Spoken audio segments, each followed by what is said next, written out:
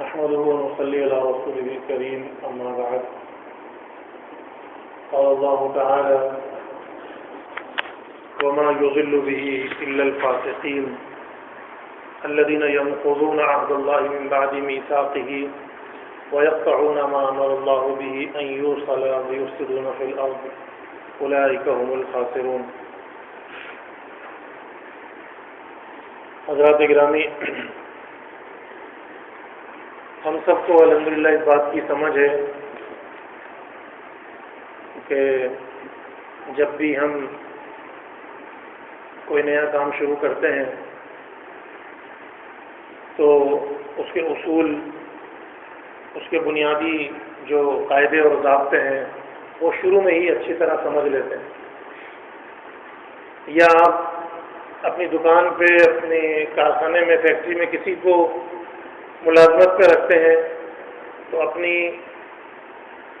ادارے کے اصول، بنیادی باتیں وغیرہ شروع میں ہی سمجھا دیتے ہیں. کسی کی شادی ہوتی ہے، نئی دلہن گھر آتی ہے تو سمجھدار جو دولہا ہوتے ہیں یا ساس سسر، وہ شروع دنوں میں ہی اچھی اچھی باتیں، اچھے اچھے اصول پہلے سے ہی شروع سے ہی سمجھا دیتے ہیں. ہم اپنے بچوں کو اسکول میں داخل کرتے ہیں تو پہلے دن ہی وہ ہمیں اسکول کے جو اصول ہیں، جو طریقہ کار ہے، جو موٹی موٹی باتیں شروع میں ہی سمجھا دیتے ہیں. یہ ایک فطری بات ہے. تو قرآن مجید میں اسی طرح اللہ رب العالمین نے شروع میں ہی، شروع صورتوں میں ہی، شروع پاروں میں ہی بنیادی باتیں اچھی طرح انسانوں کو سمجھا دی ہیں. سورۃ البقرہ ہے، سورۃ الفاتحہ، سورۃ البقرہ، سورہ آل عمران، سورہ نساء، ان میں توحید کی تعریف، شرک کی مذمت، خاندان کو کس طرح سے لے کر چلنا ہے، میاں بیوی کے معاملات وغیرہ وغیرہ، سب کچھ شروع میں ہی اچھی طرح سمجھا دیا ان بڑی بڑی صورتوں میں. قرآن میں تین بڑی چیزیں ہیں: توحید، رسالت اور آخرت. یہ تین بنیادی اصول ہیں. شروع کے 5 پاروں میں یہ تین بنیادی اصول اچھی طرح سمجھا دیے گئے. اور جو بات قرآن کے شروع سے ہی، یعنی کہ تیسرے چوتھے رکوع سے میں آپ کو سمجھانا چاہ رہا ہوں، بتانا چاہ رہا ہوں، وہ آیت جو میں نے شروع میں پڑھی تھی وہ ہے کہ اس قرآن مجید سے اللہ تعالیٰ بہت سو کو ہدایت بھی دیتا ہے اور بہت سو کو گمراہ بھی کرتا ہے. یہدی بہ کثیرا یضل بہ کثیرا ویہدی بہ کثیرا. اس قرآن سے اللہ تعالیٰ بہت سو کو ہدایت دیتا ہے اور بہت سو کو گمراہ کرتا ہے. وما یضل بہ الا الفاسقین، اور گمراہ صرف نافرمانوں کو ہی کرتا ہے. یعنی پہلے لوگ اللہ کے نافرمان بن چکے ہوتے ہیں، پھر وہ قرآن سے بھی ہدایت پہ نہیں آتے بلکہ قرآن سے گمراہی ہوتے ہیں، ان کی گمراہی میں اضافہ ہی ہوتا ہے. ان کو اللہ کی نافرمانی چھوڑنی پڑے گی، تب قرآن ان کے دلوں میں اثر کرے گا. تو وہ فاسقین کون ہیں؟ فرمایا ینقضون عہد اللہ، جو اللہ سے کیے ہوئے وعدے توڑتے ہیں. اللہ سے وعدہ کیا، توبہ کی کہ یہ کام نہیں کروں گا یا یہ نیکی کروں گا، پھر بار بار توڑ دیں، بار بار اللہ سے کیے ہوئے وعدے توڑ رہے ہیں. وعدے توڑنے سے دوسری مراد یہ ہے کہ اللہ تعالیٰ نے جو احکامات دیے ہیں اور فرمایا کہ تم نیکیاں کرو گے میں تمہیں جنت عطا کروں گا، یہ ایک معاہدہ ہے. تم نیکیاں کرو، توحید پر قائم رہو، میں تمہیں جنت عطا کروں گا، یہ معاہدہ ہے. ہم نے کہا جی آمنا صدقنا، صحیح ہے، ہم نیکیاں کریں گے، ہم اللہ کا بندہ بن کے زندگی گزاریں گے، لیکن ہم نے نہیں گزاری، وعدہ توڑ دیا، نافرمانی کی. یہ اللہ کے کیے ہوئے وعدوں کو توڑنا ہے. اسی طرح ایک وعدہ وہ کہ جو آدم علیہ السلام کی پشت سے اللہ تعالیٰ نے تمام روحوں کو جمع کیا اور پھر ان سے وعدہ لیا، اقرار لیا، کیا میں تمہارا رب ہوں؟ سب نے کہا یا اللہ تو ہمارا رب ہے. لیکن اس وعدے کو اکثر لوگ بھول گئے. نبیوں نے آ کے یاد دلایا، کچھ لوگوں کو یاد رہا اور اکثر بھول گئے. تو فرمایا جو لوگ اللہ تعالیٰ سے کیے ہوئے وعدے توڑتے ہیں وہ نافرمان ہیں، اور نافرمانوں کو قرآن سے ہدایت نہیں ملی۔ دوسری بات، وَيَقْطَعُونَ مَا أَمَرَ اللَّهُ بِهِ أَن يُوصَلَ، اس پر تھوڑی سی لمبی بات کرنی ہے۔ اللہ تعالیٰ نے جن چیزوں کو ملانے کا حکم دیا ہے وہ ان کو الگ کر دیتے ہیں۔ اللہ نے جن چیزوں کو ملانے کا حکم دیا ہے وہ ان کو الگ کرتے ہیں، کاٹتے ہیں۔ یقطعون کاٹتے ہیں، ما امر اللہ به ان یوصل، جس کا اللہ نے ملانے کا حکم دیا ہے، اللہ نے جوڑنے کا حکم دیا وہ الگ کرتے ہیں۔ اس میں کافی چیزیں آتی ہیں، لیکن مفسرین جو اس میں بنیادی چیز بیان کرتے ہیں وہ یہ ہے کہ اللہ نے رشتے ناطے ملانے کا حکم دیا ہے۔ لا اسألکم علیہ اجرا الا المودۃ فی القربى، رشتے داروں کے ساتھ حسن سلوک کرنا، بہن بھائیوں کے ساتھ مل جل کر رہنا، ان کی غلطیوں کو درگزر کرنا، ان کی خطاؤں کو معاف کرنا، صلہ رحمی کرنا۔ صلہ کا معنی ہوتا ہے ملانا، صلہ کا معنی ملانا، رحم کے رشتوں کو ملانا، رشتے ناتوں کو ملانا۔ اللہ نے حکم دیا ہے رشتے ناتے ملاؤ، فل ملاؤ، من قطع کا جو تمہیں الگ کرے، جو تم سے دور ہو تم اس سے ملو، یہ حکم ہے۔ تو اگر ہم اس کے خلاف کر رہے ہیں، ہم رشتے ناتے کاٹ رہے ہیں، رشتے ناتے دور کر رہے ہیں، تو یہ لوگ فاسقین ہیں، ان کو قرآن سے ہدایت نہیں ملے گی۔ تو صلہ رحمی یعنی رشتے داروں کے ساتھ، بھائیوں کے ساتھ، بہنوں کے ساتھ مل جل کر رہنا، ان کے ساتھ حسن سلوک کرنا، یہ اسلام کا ایک بہت بڑا بنیادی رکن ہے۔ اور جیسے کہ میں نے عرض کیا کہ ہم بھی شروع میں ہی سب کچھ سمجھا دیتے ہیں، تو اللہ تعالیٰ نے بھی شروع میں ہی سمجھا دیا، شروع میں ہی سمجھا دیا۔ آپ سورۃ البقرہ کھولیں، کیوں بھائی تم بتاؤ محمد، سورۃ بقرہ کے شروع میں ہی ہے نا، دوسرا تیسرا رکوع ہے، الذین ینقضون عہد اللہ من بعد میثاقہ ویقطعون ما امر اللہ بہ ان یوصل، شروع میں ہی سمجھا دیا۔ تو یہ کوئی معمولی بات نہیں ہے، بہت کام کی بات ہے جو اللہ نے شروع میں ہی سمجھا دی ہے کہ اگر قرآن سے ہدایت چاہیے، آپ قرآن مجید شروع کر رہے ہیں، ابھی آپ کے 3-4 پیج ہوئے، اللہ نے بتا دیا کہ وما یضل بہ الا الفاسقین، اگر اس قرآن سے ہدایت چاہیے تو اپنے آپ کو فاسقین کی لسٹ سے نکالنا پڑے گا۔ فاسقین کون ہیں؟ جو اللہ کے وعدوں کو توڑتے ہیں اور رشتے ناتوں کو توڑتے ہیں۔ سورہ نساء شروع ہوتی ہے واتقوا اللہ الذی تساءلون بہ والارحام، لوگوں رشتے ناتے توڑنے سے بچو، اللہ سے ڈرو، رشتے ناتے نہ توڑو، سورہ نساء کے شروع میں بتا دیا۔ لیکن آج ہم اپنے معاشرے میں کیا دیکھ رہے ہیں؟ کتنے ہی بھائی ایسے ہیں جو اپنے بھائیوں سے لڑے ہوئے ہیں، کتنی بہنیں ایسی ہیں جو اپنی بہنیں سگی بہنیں ہیں، سگے بھائی، دلوں میں کینہ، نفرت ہے، لڑائیاں ہیں، سالوں لڑائیاں چل رہی ہیں، پھر آگے وہی چیز اولاد میں ٹرانسفر ہو رہی ہے، اس کے باوجود انسان نصیحت حاصل نہیں کرتا کہ وہ دیکھ رہا ہے کہ میرے بیٹوں میں آپس میں محبت نہیں ہے، اور بیٹے کہہ دیتے ہیں کہ آپ اپنے بھائیوں سے لڑے ہوئے ہیں، ہم بھائیوں میں کیسے محبت ہوگی۔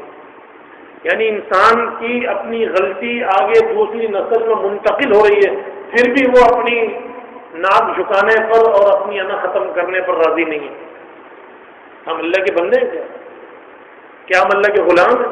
نہیں، ہم کچھ اور ہیں، ہم اپنی خواہش کے بندے ہیں، ہم اپنی مرضی کے بندے نہیں۔ جی فلاں نے میرے ساتھ یہ کیا تھا، اس موقع پہ یہ کیا تھا، میں تو اس کو نہیں بلانے کا، میں تو اس کے ساتھ نہیں یہ کروں۔ اللہ کے رسول صلی اللہ علیہ وسلم نے فرما دیا کہ صلہ رحمی یہ نہیں ہے کہ جو تم سے ملے تم اس سے ملو، صلہ رحمی یہ جو تم سے نہ ملے تم اس سے ملو،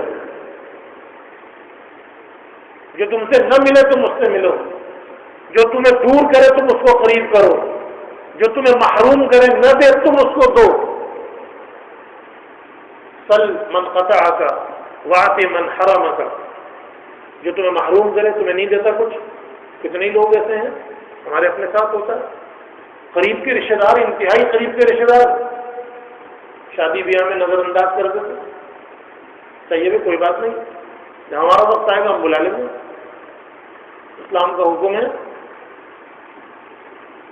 کسی کی مجبوری ہوتی ہے اور دیکھا جاتا ہے کہ بھائی فلاں کو بلا لیا، فلاں کو پوچھ لیا، فلاں کو بلا لیا، فلاں کو پوچھ لیا، ہمیں نہیں بلایا، تو آگے بڑھ کے ہم پوچھ لیں بھائی کوئی ناراضگی تھی؟ کوئی بات نہیں بلایا، تمہارے مسائل نہیں ہوں گے، کوئی بھی وجہ ہوگی، کوئی ناراضگی ہے تو بتا دو، اگر ناراضگی ہوگی تو بتا دے گا، ورنہ شرمندہ ہو کے معذرت کر لے گا اور آئندہ کے لیے اصلاح کر لے گا۔ ہم کہتے ہیں نہیں، میرا وقت آ جائے پھر دیکھنا کیسے بدلے لوں گا۔ نہیں، فل من قطع کا وعط من حرم کا، جو تمہیں نہ دے تم اس کو دو، جو تم سے نہ ملے تم اس کو ملو، یہ اللہ رسول کا حکم ہے۔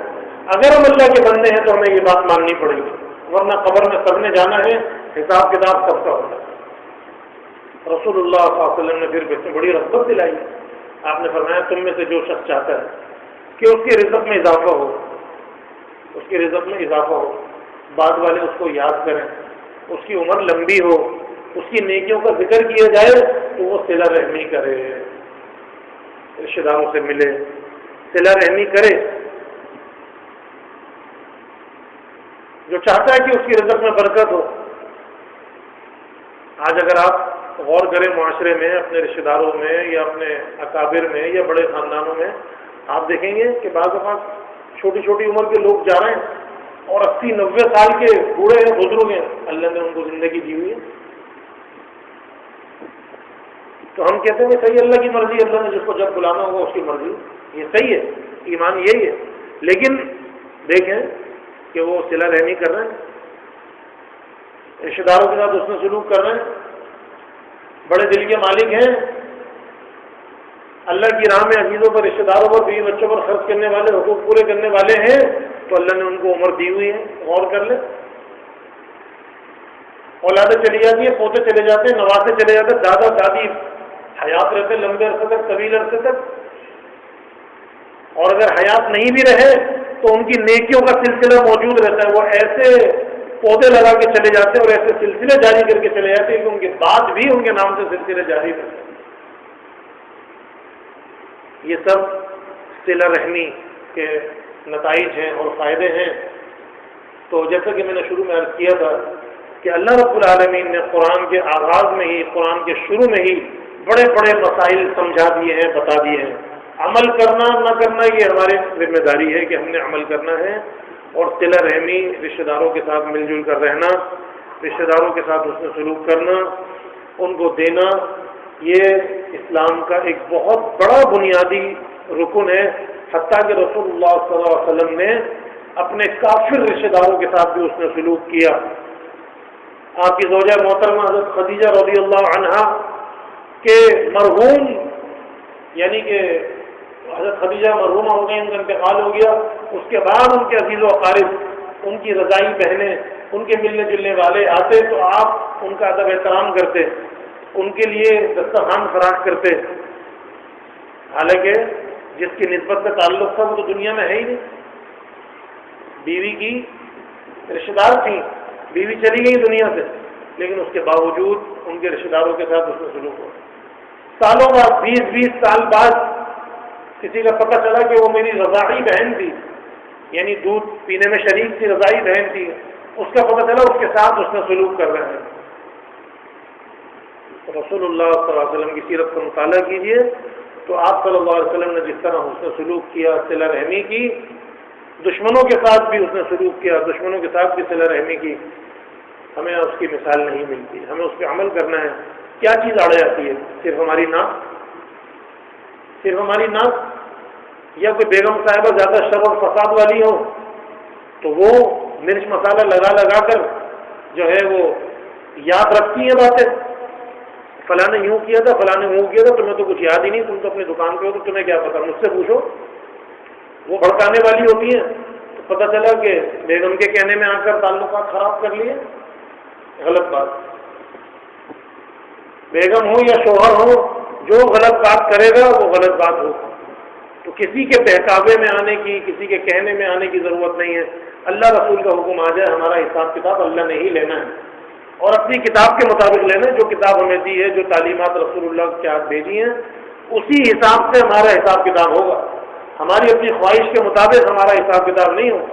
اللہ تعالیٰ ہم سب کا حساب کتاب آسان فرما دیں۔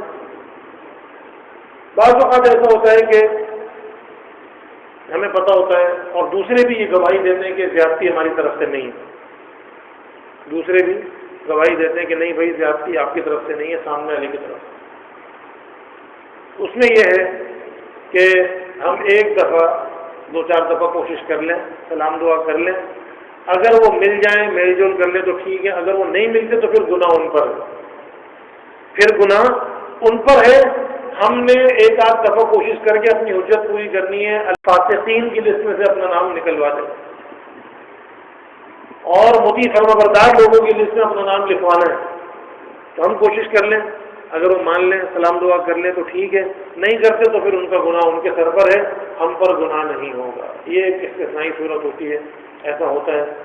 بعض اوقات ایسا ہوتا ہے کہ کسی کے ساتھ تعلقات خراب ہوتے ہیں عقیدے کی وجہ سے، مشرک ہیں، قبر پرست ہیں، تازیہ پرست ہیں، جھنڈا پرست ہیں، سمجھا دیا سب کچھ کر لیا لیکن نہیں باز آ رہا ہے، یہ حرام کی کمائی ہے ان کے گھر میں، تو پھر حدیث شریف میں آتا ہے کہ اپنے رشتہ داروں کے ساتھ اس میں سلوک کرو، اگرچہ صرف سلام دعا ہی کر لو، یعنی یہ اس وقت ہوگا کہ جب ان کی کمائی حرام کی ہے، ان کے جا کے ہم کچھ کھا پی نہیں سکتے، چائے نہیں پی سکتے، ان کے گھر کا پانی نہیں پی سکتے، ہمیں پتہ ہے کہ یہ ان کی حرام کی کمائی ہے، یا مزار پرست، قبر پرست، جھنڈا پرست، تعزیہ پرست لوگ ہیں، ان کے ساتھ نہیں میل جول کر سکتے، ان کی روزی روٹی کا کچھ نہیں پتہ، نظر نیاز حلال حرام، تو بس ان سے صرف سلام دعا۔ لیکن جب کوئی ایسی بات نہیں ہے، صرف دنیاوی مسائل کی وجہ سے کوئی اختلاف اور جھگڑا ہے، اس کو ختم کرنا ہے اور صحیح طرح صلہ رحمی کے ساتھ زندگی گزارنی ہے، ورنہ یہ نفرتوں کا زہر اولاد تک ٹرانسفر ہوتا ہے، جس کا گناہ پھر ماں باپ کو بھی ملے گا، جس کا گناہ ماں باپ کو ملے گا۔ اور یہ ہم سب اپنی آنکھوں سے دیکھ رہے ہیں کہ باپ اپنے بھائیوں سے لڑا ہوا ہے تو آگے بیٹے بھی اپنے بھائیوں سے لڑے ہوئے ہیں، انا للہ و انا الیہ راجعون۔ یہ نقصان ہے بہت بڑا، اور ماں باپ ملنسار ہوتے ہیں تو بچے بھی ملنسار ہوتے ہیں، ماں باپ ملنے جلنے والے ہوتے ہیں، بچے بھی ملنے جلنے والے ہوتے ہیں۔